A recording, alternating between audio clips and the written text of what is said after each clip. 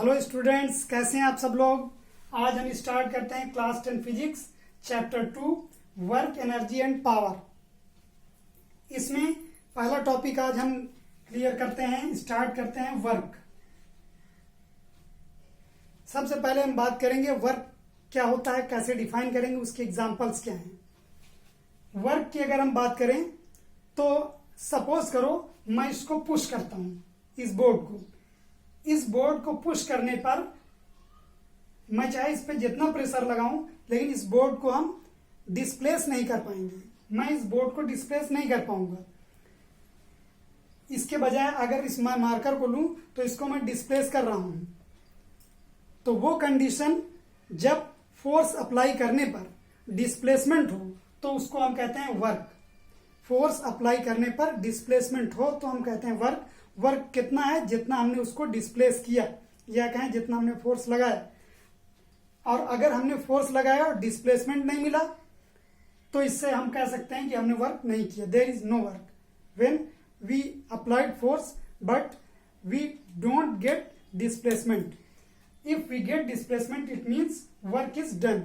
तो वर्क कब होगा? जब हम फोर्स के साथ अप्लाई करने के साथ साथ हम उसको डिस्प्लेस भी कर दें, तो उसको कहते हैं वर्क। सपोज करो अगर हम किसी ऑब्जेक्ट को लेकर के कुछ दूर ले जाते हैं, मूव कराते हैं उसको, तो फोर्स होगा, फोर्स भी लगेगा, डिस्प्लेसमेंट भी हुआ, इसका मतलब हमने वर्क किया। लेकिन अगर हम यहीं पर खड़े हैं काफी देर तक, हमारा फोर्स हमारे ऊपर लग रहा है, फोर्स ऑफ ग्रेविटी लग रही है, मगर हम डिस्प्लेस नहीं हो रहा है, इसका मतलब हमने इस पर कोई भी वर्क नहीं किया। एक और एग्जांपल देखते हैं कि अगर मान लो कोई सर्कुलर मोशन है। सर्कुलर मोशन में अगर हम बात करें तो अगर हम किसी भी पॉइंट को लेते हैं, जैसे मान लो इस पॉइंट को लेते हैं, तो इस पर जो सेंट्रीपिटल फोर्स होगा वो इनसाइड होगा। सेंट्रीपिटल फोर्स वो इनसाइड इंडिकेट करेगा। लेकिन जो इस पर नॉर्मल होगा वो इस पे इस साइड में होगा। नॉर्मल फोर्स इसका इस साइड पे होगा। तो इनके बीच में एंगल कितना हो जाता है? 90 डिग्री का। तो ऐसी सिचुएशन में भी फोर्स 0 होता है जब ऑब्जेक्ट यूनिफॉर्म सर्कुलर मोशन कर रही हो। तो ऐसा क्यों हुआ 90 डिग्री पर, इसके बारे में हम आगे डिस्कस करेंगे। पहले हम इसको समझते हैं, जब फार्मूला इसका ड्राइव करेंगे वहां पे इसको डिस्कस करेंगे। तो आप समझ गए कि फोर्स के लिए हमें 2 ऑब्जेक्ट चाहिए होंगे, वर्क के लिए हमें 2 ऑब्जेक्ट चाहिए होंगे। पहला तो फोर्स, अप्लाइड फोर्स, और दूसरा क्या हमें चाहिए होगा? दूसरी चीज हमें चाहिए होगी कि कितना हमने उसको डिस्प्लेस किया, उसका डिस्प्लेसमेंट चाहिए होगा। इसका मतलब वर्क 2 ऑब्जेक्ट पर डिपेंड करता है। अगर हम वर्क को W से डिनोट करें तो फोर्स पर और मल्टीप्लाइड बाय डिस्प्लेसमेंट पर वो डिपेंड करेगा। डिस्प्लेसमेंट, अगर हम वर्क बढ़ाना होगा तो हमें फोर्स भी बढ़ाना पड़ेगा, डिस्प्लेसमेंट भी, और वर्क को कम करना पड़ेगा तो फोर्स भी कम करना पड़ेगा। इससे पता चलता है कि ये डायरेक्टली प्रोपोर्शनल में, इसलिए इसको ऐसे लिख सकते हैं। इसकी एब्रीविएशन लिखते हैं फोर्स का F, और डिस्प्लेसमेंट का F ले लें या D ले लें, एज यू लाइक। और इस तरह से force work is equal to force multiplied by displacement, ये इसका फार्मूला आता है। लेकिन अगर हम मैथमेटिकली इसकी बात करें, ये तो हमने थ्योरेटिकली निकाला है, मैथमेटिकली बात करें तो हम फोर्स को देख सकते हैं। कैसे? इसको देखते हैं। सपोज करो कि किसी इंक्लाइन प्लेन पे, ये इंक्लाइन प्लेन है, यहां पर कोई ऑब्जेक्ट है और इसको हम फोर्स लगा के इस डायरेक्शन में डिस्प्लेस करके इसको हम यहां तक पहुंचा देते हैं। इस ऑब्जेक्ट को हमने डिस्प्लेस करके यहां तक पहुंचा दिया। तो हम ये देखते हैं कि इसका जो परपेंडिकुलर डिस्प्लेसमेंट होगा वो कहां पर होगा? ये मान लो O पॉइंट है, ये पॉइंट A है और ये पॉइंट B है। तो इसका डिस्प्लेसमेंट जो इस ओर हुआ उसको हमने S से डिनोट कर दिया, ठीक है। और हम ये जो ये है, क्योंकि इंक्लाइन प्लेन है तो इस पर कुछ ना कुछ एंगल होगा, उसको हमने थीटा एज्यूम कर लिया। अब हम इस पर ट्रिग्नोमेट्री यूज करें तो कॉस थीटा क्या होता है? कॉस थीटा होता है base upon hypotenuse. Base upon hypotenuse, इसका बेस कितना है? OA है, हाइपोटेनस कितना है? S है। तो OA कितना हो जाएगा? OA हो जाएगा S cos थीटा। और OA ये हमारा क्या है? इस डायरेक्शन पे डिस्प्लेसमेंट है, यही हमारा क्या है? डिस्प्लेसमेंट है।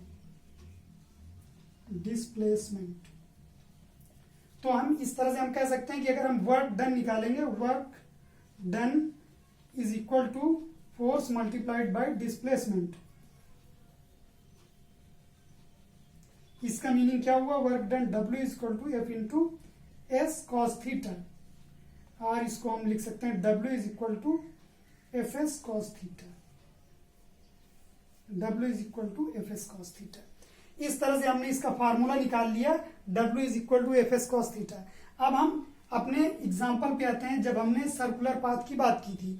अब यहाँ पे अगर हम थीटा को 90 डिग्री रखेंगे, जैसा कि हमने बताया सेंट्रीपिटल फोर्स इस डायरेक्शन में, नॉर्मल इस डायरेक्शन पे, इस पर 90 डिग्री का एंगल क्रिएट होता था। तो जैसे हम 90 डिग्री लिखेंगे, if theta is 90 degree then cos 90 is 0, it means W is 0। इसका क्या मीनिंग हुआ कि हमको कोई भी वर्क नहीं मिला। तो अगर W 0 हो गया, हमको कोई वर्क नहीं मिला, तो इससे हमें यह पता चलता है कि सर्कुलर पाथ पे यूनिफॉर्म सर्कुलर मोशन में वर्क नहीं मिलेगा। ये मैथमेटिकली भी आ गया, जबकि हमने थ्योरेटिकली भी इसको देखा था। अब हम ये देखते हैं कि इसकी यूनिट क्या होंगी, उस पर कौन कौन से हम केसेस लगा सकते हैं। अगर हम यूनिट की बात करें तो ये देखना पड़ेगा हमें कि वर्क जो होता है वो किस पर डिपेंड करता है, उसका फार्मूला क्या था। फार्मूला अभी अभी हमने निकाला, W is equal to F S cos theta. तो यहां पे अगर देखें तो थीटा हमको, क्योंकि ये इसकी कोई यूनिट होती नहीं, कॉस थीटा की कोई यूनिट नहीं होती है, थीटा वैसे रेडियन होता है, लेकिन यहाँ पे इसकी यूनिट निगेबल मान के इसको हम हटा देंगे और यूनिट निकालने के लिए केवल जो फार्मूला होगा वो एफ एस यूज करेंगे। इसको हटाएंगे क्योंकि कॉस थीटा की कोई यूनिट नहीं होती। थीटा तो रेडियन मेजर कर भी सकते हैं, लेकिन कॉस थीटा जैसे हम थीटा रखेंगे और उस पर कॉस अप्लाई करेंगे तो वो कांस्टेंट हो जाएगा और फिर उसकी कोई यूनिट नहीं होगी। तो ये याद रखें, थीटा की यूनिट होगी, मगर अगर हम उस पर ट्रिग्नोमेट्रिकल ऑपरेशन अप्लाई कर देंगे तो फिर उसकी यूनिट नहीं होगी। तो यहाँ पे हमको यूनिट केवल एफ और एस की चाहिए। एफ की होती है न्यूटन, और क्योंकि डिस्प्लेसमेंट है इसकी यूनिट होगी मीटर। तो हम कह सकते हैं therefore unit of work is equal to newton metre, ये हो जाएगी वर्क की यूनिट। और इसी को जूल भी बोलते हैं, 1 newton metre is equal to 1 joule. Therefore unit of work is equal to newton metre और जूल, ये हम बोल सकते हैं। वर्क यूनिट क्या हुई, न्यूटन मीटर या जूल। अब यहाँ पे हम देखते हैं कि ये जो न्यूटन मीटर था ये एमकेएस में जाएगा, एसआई में, तो इसका सीजीएस पार्ट भी निकलेगा। सीजीएस पार्ट में जो यूनिट होती है वर्क की उसको बोलते हैं अर्ग। तो इसका जो सीजीएस पार्ट है वो अर्ग होता है। 1 जूल इज इक्वल टू होता है 10⁻⁷ अर्ग, ये इसमें रिलेशन होता है। तो अगर हम सीजीएस की, ये एमकेएस में हो गया, एमकेएस या एसआई हो गया। और अगर हम सीजीएस की बात करें तो सीजीएस में जो यूनिट होगी वर्क की वो था अर्ग, या इसको एआरजी ऐसे भी लिख लेते हैं। स्मॉल ए भी आप यूज कर सकते हैं, यहाँ पे स्मॉल ए या एआरजी पूरा लिखते हैं। तो यूनिट ऑफ वर्क क्या होती है, अर्ग होती है। किसमें, जब हम सीजीएस को यूज करें। तो इस तरह से आप देख सकें कि वर्क की यूनिट क्या होती है। वर्क यूनिट न्यूटन मीटर या जूल होती है एमकेएस या एसआई में, और सीजीएस में अर्ग होता है 1 जूल इज इक्वल टू 10⁻⁷ अर्ग। अब हम बात करते हैं कि ये किस तरह की डिवाइस है, ये किस तरह के कंपोनेंट है, ये क्वांटिटी किस टाइप की है, फिजिकल है, तो इसमें वेक्टर क्वांटिटी है या स्केलर। तो वर्क हमारा स्केलर क्वांटिटी होती है, work is a scalar quantity.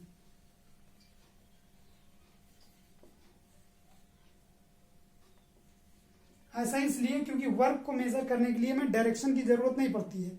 Work तो डिस्प्लेसमेंट किसी भी डायरेक्शन में हम इसको ले सकते हैं, इसलिए हम कह सकते हैं W is equal to F dot S, ये हम इसका फार्मूला बना सकते हैं।